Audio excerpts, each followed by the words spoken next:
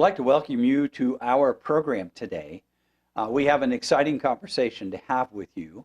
I'd like to take just a moment and take you again to the far west side of the City of Rocks, where we're up on the bluff there, and here's this beautiful ridge. What a spectacular place. Climbers come from all over the world to enjoy this location for rock climbing. Wished I had time to show you a whole series, because on top of these rocks, just a little further to your left, there are folks standing up there, and I don't know how high that is, several hundred, maybe 1,000 feet, I don't know. Pretty spectacular place, though. Thank you, Sherry. All right, let's jump into our conversation. Rules to break two. Last week we had part one. This is the second in a series of 3 on this specific issue of how the walk of faith is integrated into the behavioral patterns of our life. It is a gospel recovery series. So I'd like to just jump right in. Now, there's going to be a review if you saw last week. If not, this may be the first time you've had an opportunity to hear this. There are 3 basic rules that are the basis of failed relationships, that are the basis of most all addictions. May I just say these rules are the cause of global and international conflicts. That's how important these 3 rules are. I'll just go through them with you briefly. The don't talk rule. That's where you are silenced and not allowed to speak your perspective or your mind. There is the don't trust rule. That is, I don't have to believe a word you're saying. The third one is the don't feel rule. Now, obviously, as you can see on your screen, today we're going to be discussing the don't trust rule. Now, learning to break these rules in your faith walk with Christ is the beginning of a journey of healing. So, here's how the cycle works. We end up beginning the story with this pain, emotionally or physically, in our heart or in our body. Or we could say we have a love hunger, an emptiness inside. We could have low self-esteem, in which we just feel that nothing we say or do just simply matters to anybody else on the planet. That is where this cycle begins, is when we are encountering that pain and love hunger inside of our heart. Now, what happens then is we move to the addictive agent, that is our relationships. And I made a list of the various relationships. It is not exhaustive. It is only an introduction. There is the relationship with food. You've heard of the saying, comfort food. That is an important term, because there are certain ingredients in food, in fats and oils and carbohydrates and even proteins, that satisfy us physically and emotionally. There's sugar. There's work. I want to talk about work for just a moment. We are really designed to work somewhere 8 or 9 hours a day normally. But when you begin to cross that threshold into that 10, 12-hour day, your brain begins to release powerful endorphins, as powerful as heroin. People call that the second wind, where you can work 15, 16, 18 hours straight. That is chemistry from your own body that gives you a rush. There are people who are addicted to friends, and they're depressed if they don't have enough. There's the addiction of shopping. The thrill of just spending money just gives a satisfying feeling to some. Now, when I say anger, I'm not talking about anger that is brought about by justified anger, things that are an injustice. I am talking about the use of anger to manipulate those around you. Rage is different.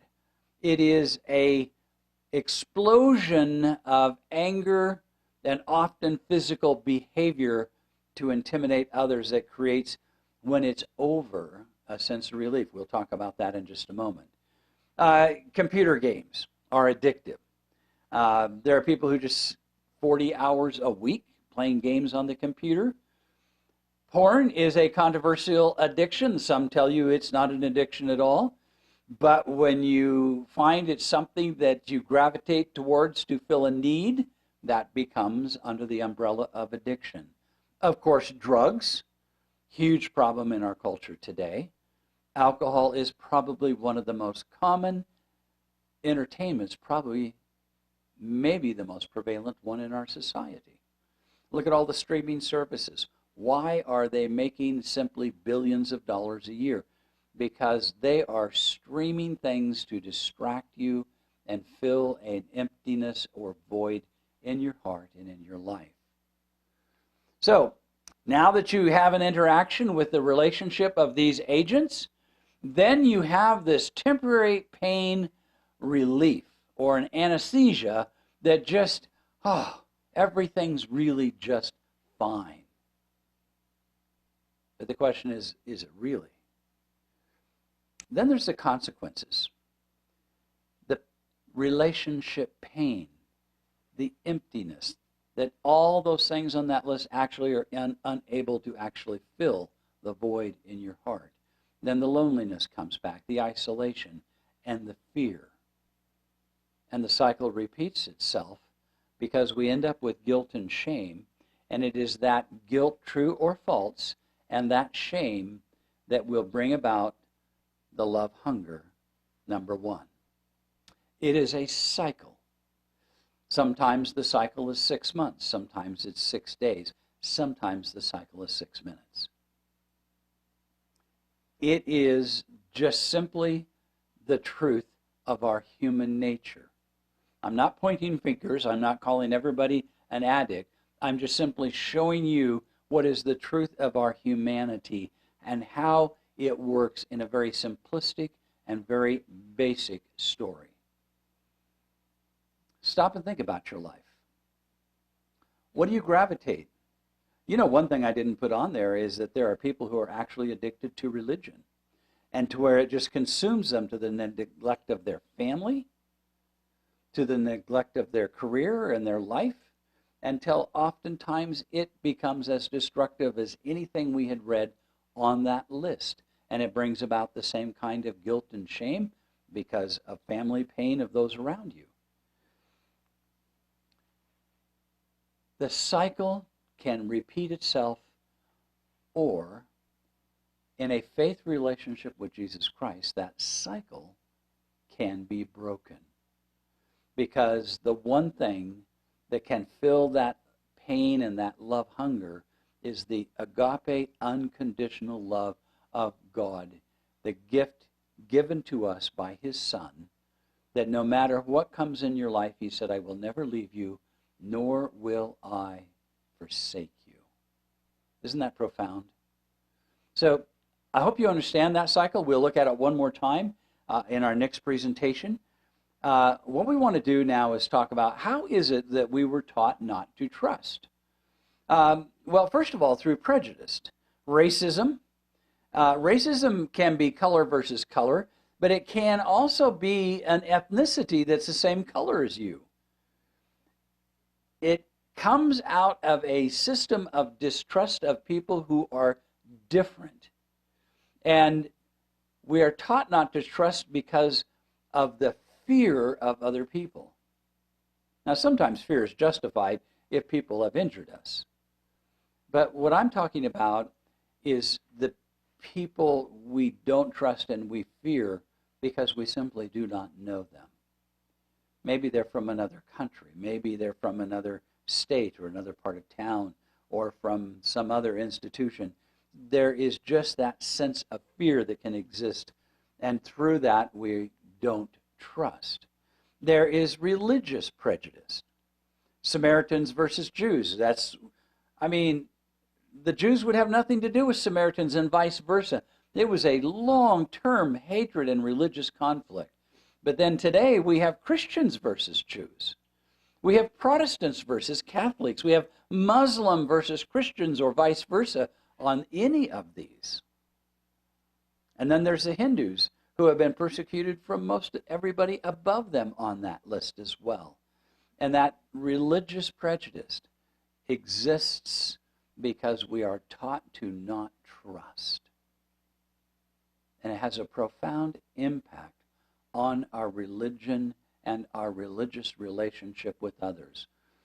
And if you live by faith, look at Jesus. He crossed the boundaries. He ministered to Romans, which were pagans. He ministered to Samaritans. He ministered to Jews, to lepers, to women. Every unacceptable person in the culture, Jesus crossed over that line because he was free in his relationship with the Father to embrace any human being that he would encounter anywhere on this planet. And I'm trying to tell you that in the life of faith, you can have that freedom to not fear and to value and learn to trust. Sexism or gender bias, male versus female. Should there be equality between men and women? There's deep-seated distrust on just that issue alone. The complexity of contemporary relationships. Those people over there, they're different. We don't want anything to do with them. Are you aware that the only people Jesus ever corrected were the self-righteous who thought they were too good to have a relationship with anyone but themselves? If Jesus were to walk this planet today, there would not be a single human being he would not embrace. He was fearless. And you can embrace that and accept that fearlessness in Christ. There is social distinction, the rich versus the poor, the haves versus the have-nots, management versus workers. That the boss, he makes all this money, and the worker, man, we work so hard and look what we get. Then there's the power struggles. And what I'm talking here about power struggles, they can happen in the family, they can happen in the workplace, they can happen in the grocery store parking lot. They can happen on the freeway. It's called rage when you have people who just hate how other people drive.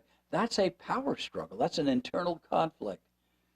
And I'm going to tell you that if you put Christ in the midst of your life, all of those things disappear. You no longer see people from what they have or don't have, from who they like or who they don't like. You begin to see every person as one of the children of Adam, which means that we are all the children of God. Listen carefully to what it says in Galatians 3:28. How are we taught to trust? This is profound. Paul writes, there is neither a Jew nor a Greek. Ethnicity. There's neither slave nor free. Social and economic environments.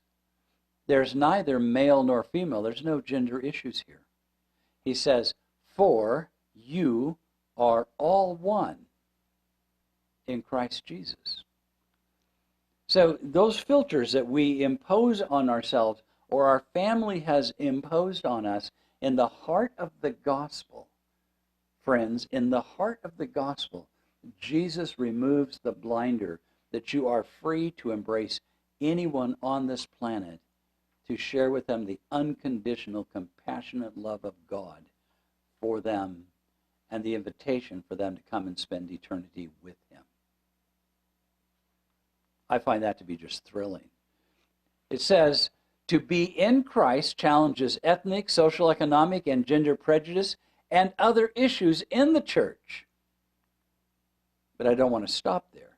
To be in Christ challenges ethnic, social, economic, gender issues in our secular communities we live.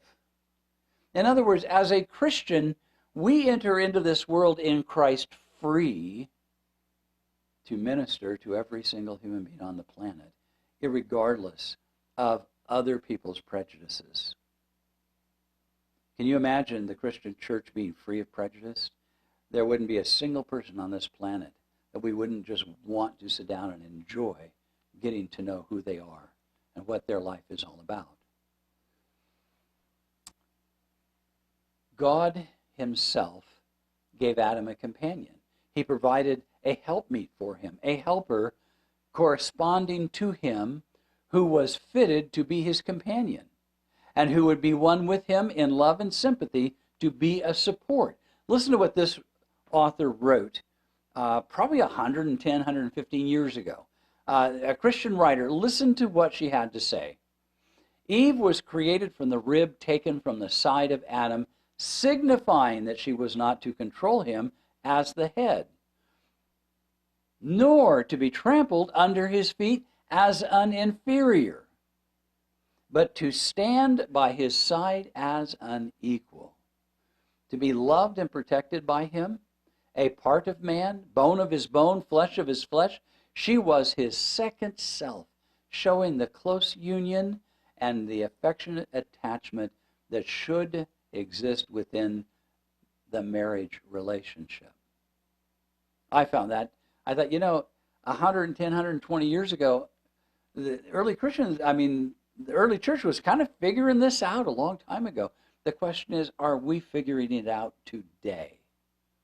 Where husbands and wives stand side by side, co-equals in the home. Here's the way we are taught to not trust. First of all, there's labeling. The purpose of a label is to deny a person's humanity, feelings, emotions, and life experience. There's name calling. When I was in grade school, I had this tumor that stuck out about an inch off my right eye here, and it was between my eyeball and my eyebrow, and it was quite a protrusion, and so I was called Popeye. And it wasn't a nice way of saying it. It was a put down. Now, I just want to tell you this. When you're 8 years old and you're called Popeye, and these are the only kids you know, I learned how to make friends with all of them, but it did not take away the reality and the discomfort of being called a name to demean. The purpose of name calling is to demean and abuse another verbally. It is a way of not having to recognize their personhood and to destroy another person's integrity. Are you following me on this? Profoundly important that labeling dehumanizes. Name calling is demeaning and abusive. And it's integrated into everything in our culture and society. But it is not God's will for our life. He came to set us free. If we live by faith, we are free from labeling and name calling. And here's accusation. Now, folks, I want you to pay attention to this. I think what you're about to hear is going to be quite shocking. The spirit of accusation. Are you ready? Here we go. In Revelation 12, verse 10, it says something absolutely profound.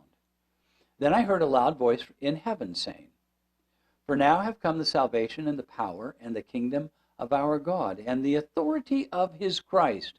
For the accuser of our brothers and sisters, who accuses them before our God day and night, has been hurled down." Did you catch that?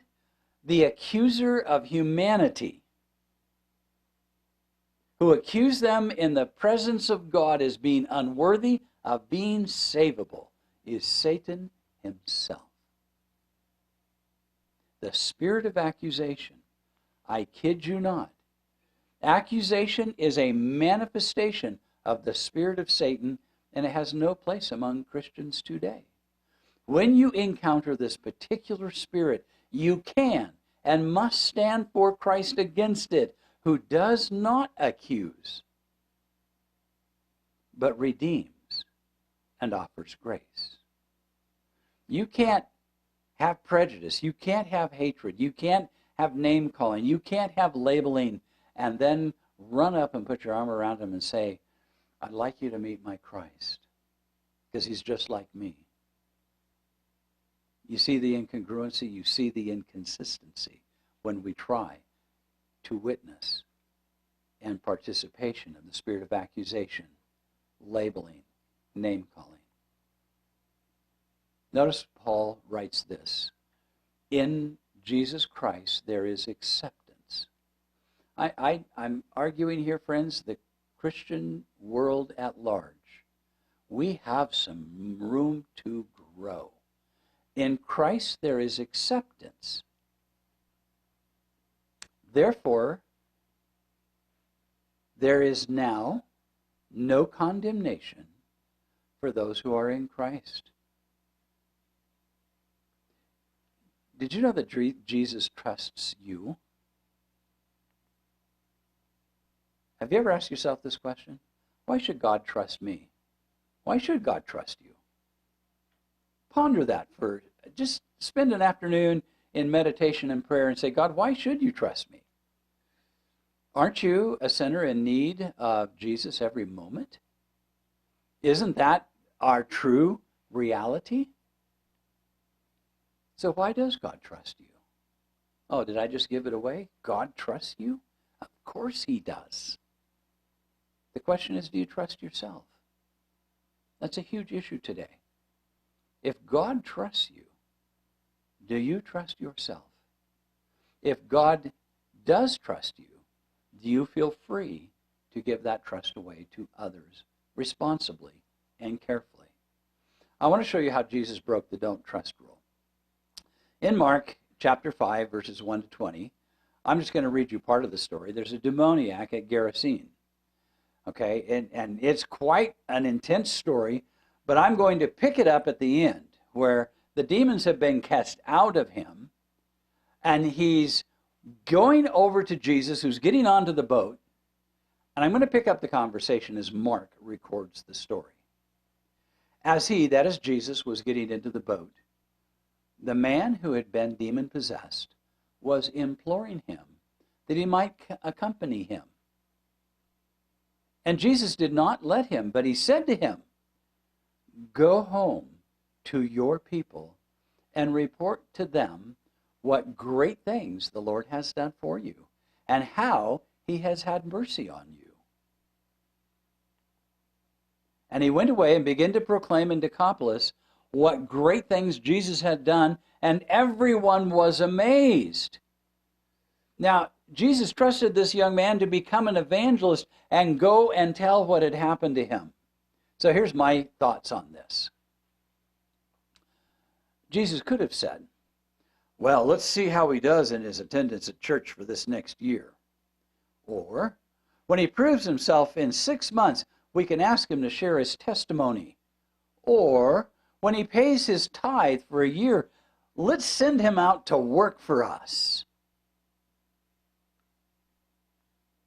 Sounds too much like the contemporary Christian church. But I want you to know that Jesus empowered that young man to go out and just tell the world what had just happened and the freedom he had in his accepting of Christ, casting the demons out of his life and having Jesus in his life. This is what faith on the pavement looks like and sounds like and acts like. It's powerful stuff, friends. Absolutely powerful stuff. How Jesus broke the don't trust rule, Matthew 9:9. The calling to Matthew, the corrupt tax collector. As Jesus went on from there, he saw a man called Matthew sitting in the tax collector's booth, and he said to him, follow me. And he got up and he followed him. Now listen carefully.